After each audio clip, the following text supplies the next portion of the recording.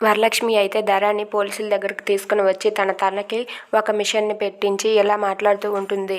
ధర, ఇప్పుడు నువ్వు నిజం చెప్పు, వరలక్ష్మి పాపని ఏం చేసావని పోలీసులు అడిగితే, వరలక్ష్మి పాపని నేనేం చేశాను, వరలక్ష్మి పాప పురిట్లోనే చనిపోయింది కదా అని చెప్పి ధర అంటుంది. ఆ మాటలకు ఆ మిషన్ అయితే నో నో ఇది రాంగ్ అని చెప్పి అరుస్తూ ఉంటుంది.